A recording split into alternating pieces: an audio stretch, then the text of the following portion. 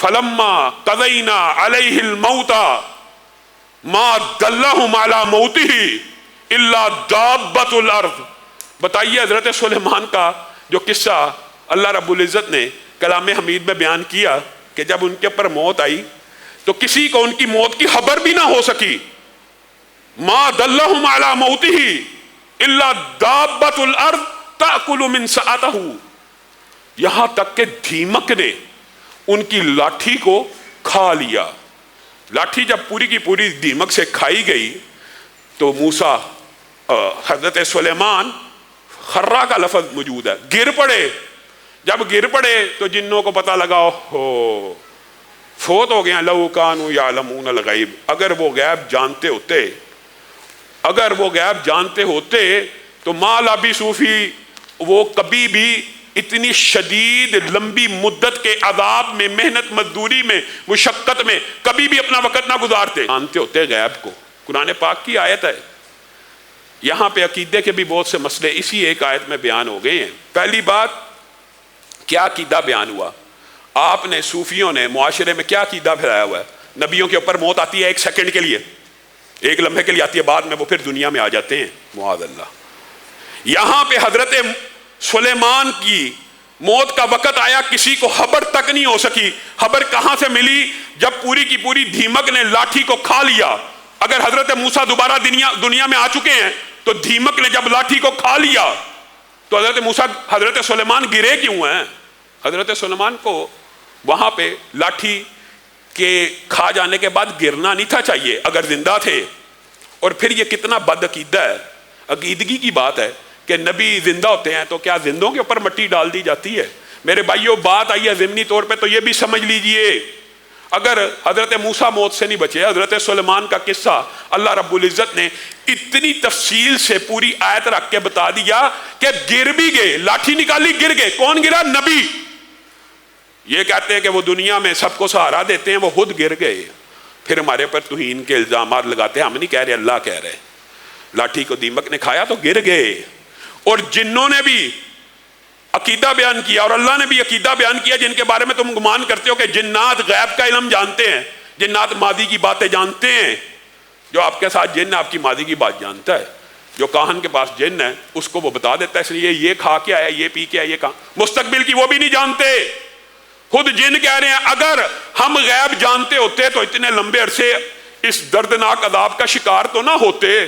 یہ تک پتہ نہیں لگ سکا کہ سامنے جو سلیمان کھڑے ہیں زندہ ہیں یا فوت ہو چکے ہیں, آرام کر رہے ہیں, پتہ ہی نہ لگ سکا. اور ہمارا عقیدہ بالکل اس سے اپوزٹ ہے. میرے بھائیوں, یہ بات بھی سمجھنے کی ضرورت ہے. بات آئی ہے ضمنی طور پہ, تو جو عالم 5 اللہ رب العزت نے قرآن اور سنت میں بیان کیے ہیں وہ ون وے ہیں, وہ 2 وے ٹریفک نہیں ہے. عالم ارواح سے پہلا عالم عالم ارواح تھا. الست بربکم, کیا میں تمہارا رب نہیں ہوں؟ آپ میں سے کتنے جن کو وہ ادراک اور شعور ہے؟ ایک کو بھی نہیں ہے. جو عالم پہلا تھا اس میں ادراک اور شعور کمزور تھا, کم تھا. اللہ تعالیٰ نے بیان کر دیا, ایمان لے کے آئے کہ ضرور ہماری روحوں نے اس بات کا جواب دیا ہوگا.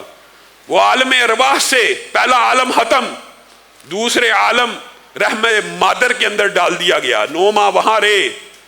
کون ایسا جس کو وہ وقت یاد ہو کہ میں رحم مادر میں تھا؟ نہیں پتا. آنکھوں سے مشاہدہ ہے.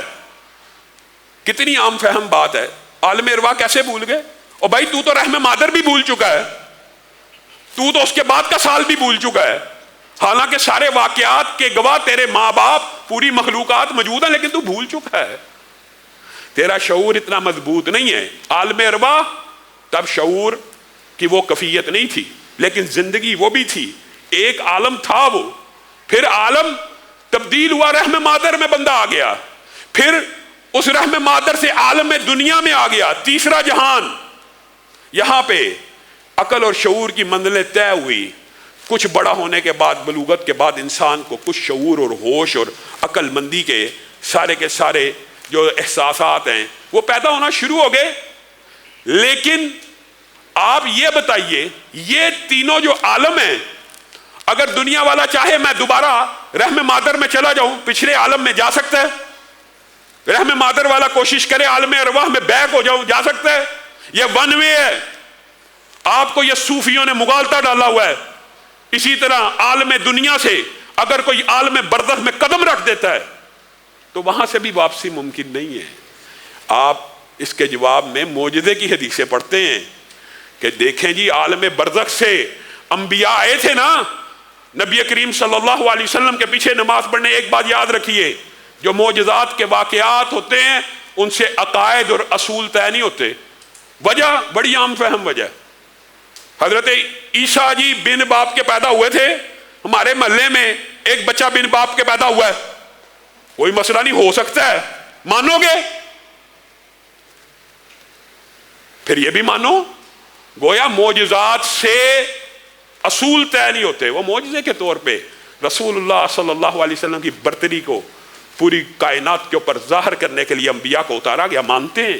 جو حدیث میں آ گیا ہم نے سنا، ایمان لے آئے، لیکن اس سے مراد یہ نہیں ہے کہ جو مر جاتا ہے اس کے اوپر ایک سیکنڈ کے لیے موت آتی ہے، ایک لمحے کے لیے، یہ ہم بھی مانتے ہیں، یہ ہمارا ہی عقیدہ ہے۔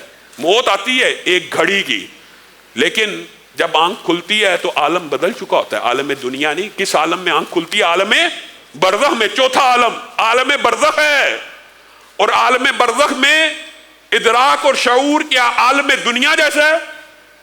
محدثین نے اس بارے میں بڑی تفصیلی بحث کی ہے۔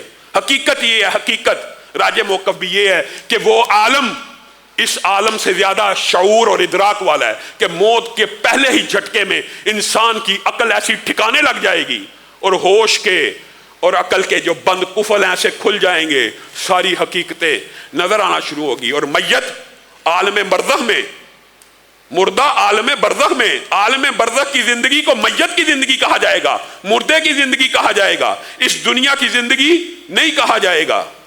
اس زندگی کے اندر وہ کیا احساسات اور شعور رکھتا ہے، انشاءاللہ وقت آیا اس کے بارے میں 10 روایات موجود ہیں کہ میت کیا کیا ادراک اور شعور رکھتی ہے عالم برزخ میں۔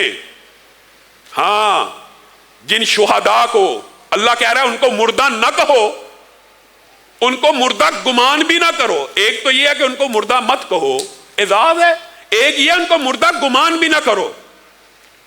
ایک آیت کے اندر ہے تم جانتے نہیں وہ کیسی برزخی زندگی گزار رہے ہیں، اور اس کی تشریحات دوسری حدیثوں میں موجود ہے کہ عرش کے نیچے پرندوں کے کالب میں، سبز رنگ کی مندیلوں میں ان کے روحوں کو پرندوں کے کالب میں ڈھال دیا گیا، تفصیلات بھی موجود ہیں۔ اور دوسری آیت میں عند ربہم یرزقون، اپنے رب کے پاس کھاتے اور پیتے بھی ہیں۔ شہید ایک عام مسلمان مر جائے تو وہ بھی ولی اللہ ہو، حاجی ہو، نمازی ہو، ایک لمحے کے لیے فوت ہوا اور جمعرات کو واپس آ جاتا ہے، ہر جمعرات کو واپس آتا ہے اس عالم دنیا میں۔ وہ شہید جس کو اللہ کہہ رہا ہے مردہ نہ سمجھنا ہے نہ کہنا ہے۔ کوئی سورہ یاسین میں کیا کہہ رہا ہے؟ یا لیت قومی یعلمون بما غفر لی ربی وجعلنی من المکرمین، اے کاش میری قوم جان جائے کہ شہادت کے موقع کے اوپر اور شہادت کے بعد اللہ تعالیٰ نے میری کیسی میزبانی کی ہے، اللہ تعالیٰ نے میرے پہ کیا انعامات و اکرام کیے ہیں۔ اور مرنے والا اور شہداء اللہ رب العزت کی بارگاہ میں یہ درخواست کرتے ہیں کہ ہمیں ایک مرتبہ واپس جانے دیجئے، ہم اپنے رشتہ داروں کو بتا دیں کہ ہمارے ساتھ کیا معاملہ ہوا۔ تو اللہ تعالیٰ نے یہ حجت بھی پوری کر دی، تو دنیا میں واپس جا کے نہیں بتائے گا، میں رہتی دنیا کو قیامت تک ہے شہید یاسین تیرے یہ الفاظ اور پیغام پہنچا دیتا ہوں۔ اللہ نے پہنچا دیے۔ یا لیت قومی یعلمون، کاش کہ دنیا جان جائے کہ نیک لوگوں کا موت کے بعد اللہ تعالیٰ نے کیسا اکرام کرنا ہے اور کیسے کیسے انعامات اترنے، کاش جان جائیں۔